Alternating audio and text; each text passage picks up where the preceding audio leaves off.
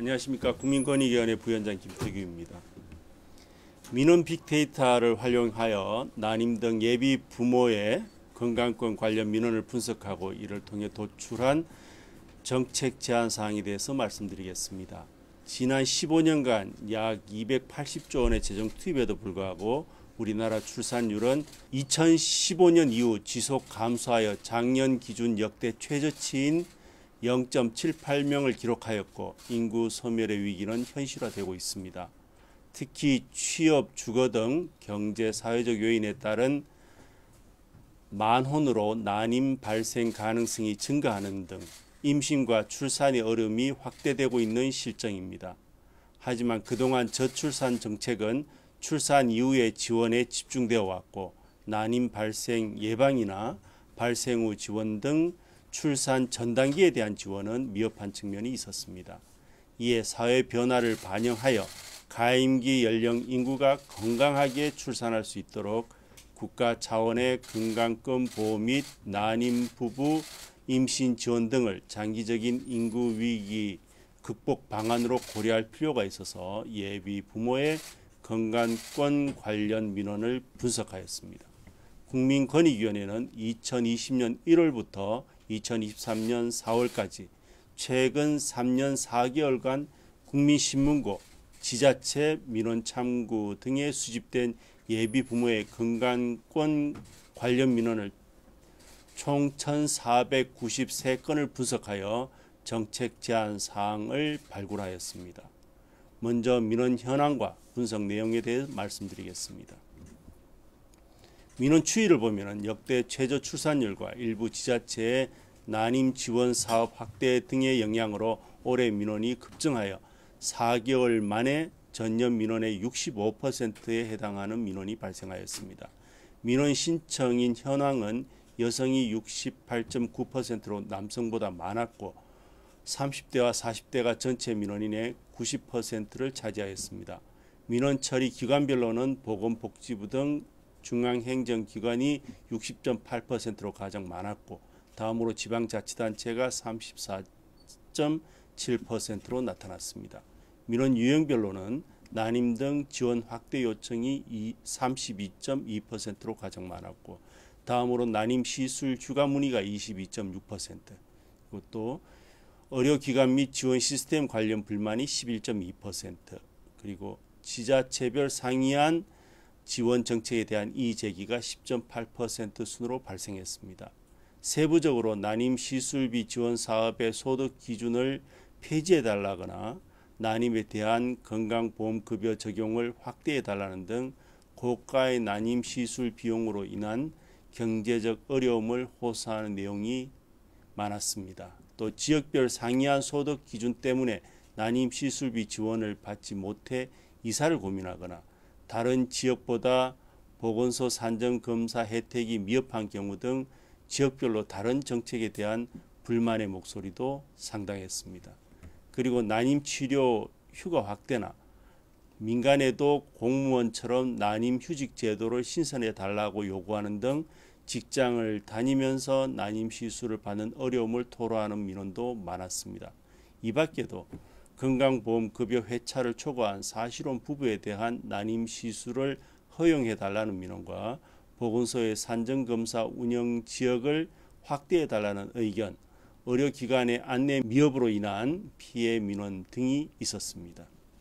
국민권익위원회는 민원 분석 결과를 토대로 예비 부모들이 겪고 있는 어려움을 해소하고 이들의 건강권을 정서적, 육체적으로 보호함으로써 저출산 해소에 기여할 수 있는 정책 제안 사항을 발굴하고 해당 내용을 저출산 고령사회위원회, 보건복지부 등 관계기관에서 정책 수립할 때 참고할 수 있도록 제안 통보하였습니다.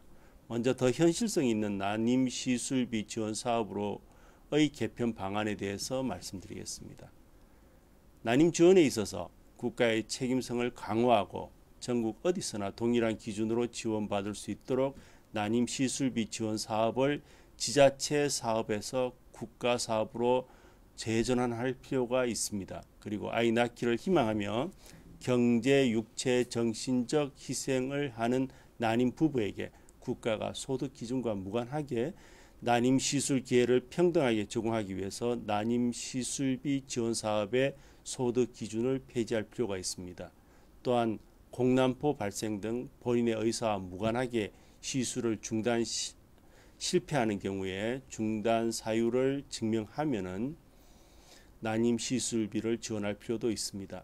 다음으로 난임의 건강보험 보장성 강화와 사각지대 해소 방안에 대해서 말씀드리겠습니다. 매우 큰 고통이 따르는 시술을 자발적으로 참여한다는 난임의 특성을 고려해서 건강보험 급여 횟수를 확대하고 남성도 여성처럼 독립적인 난임 시술의 수혜자가 될 수 있도록 제도를 개선할 필요가 있습니다. 그리고 건강보험 급여 회차를 초과한 사실혼 부부가 병원에서 난임 시술을 받을 수 있도록 보건소 등에서 사실혼 증명 서류를 발급하고 안정적인 난임 치료를 위해 난임 치료 휴가를 현행 3일보다 확대할 필요도 있습니다. 다음으로 예비 부모의 건강권 확보를 위한 의료 지원 방안에 대해서 말씀드리겠습니다. 예비 부모들의 선택권 보장을 위해서 병원에서 사용 가능한 산정검사 바우처 지급과 가임기 연령 남녀 대상 사전 건강 관리를 위해서 국가건강검진에 가입력 검사 항목을 추가하고 임신 전 섭취해야 하는 엽산, 철 같은 영양제를 구매할 수 있는 바우처를 지급하는 것을 검토할 필요도 있습니다. 또 미혼 여성들의 관심이 증가하고 있는 난자 동결에 대한 연구를 추진하여 저출산 상황에서 난자 동결이라는 최신 의료 기술의 효과, 성과, 장단점, 여성의 신체에 미치는 영향 등에 대해서 수요자들에게 정확한 정보를 제공해야 합니다. 마지막으로 예비 부모의 심리적 어려움을 덜어줄 수 있는 환경 조성 방안입니다. 개인이 일일이 찾지 않아도 찾아오는 복지 알림 서비스의 강화 차원에서 복지로 홈페이지를 개인별 맞춤형 복지 서비스 조회와 신청이 가능하도록 개편하고 연령별로 필요한 복지 혜택을 SNS로 알려주며 난임 시술비 지원 신청자가 안내 미흡으로 인한 불이익을 받지 않도록 사업 관련 주요 Q&A를 제공해야 합니다. 아울러 난임의 특성을 고려하여 보건소 등 의료기관 내에 난임 부부 상담을 위한 공간이 별도로 마련되어 있는지도 확인할 필요가 있습니다. 그리고 의료기관 종사자들의 응대 역량 향상을 위해서 성인지 감수성 교육을 실시할 필요도 있습니다. 저출산은 심각한 국가적 위기를 초래할 수 있는 문제인 만큼 이번 민원 분석 결과가 관계 기관의 저출산 정책 수립에 반영될 수 있기를 기대하며 특히나 아이를 간절히 희망하는 예비 부모님들에게 첫째 아이만이라도 꼭 낳을 수 있는 마중물이 될 수 있기를 바랍니다.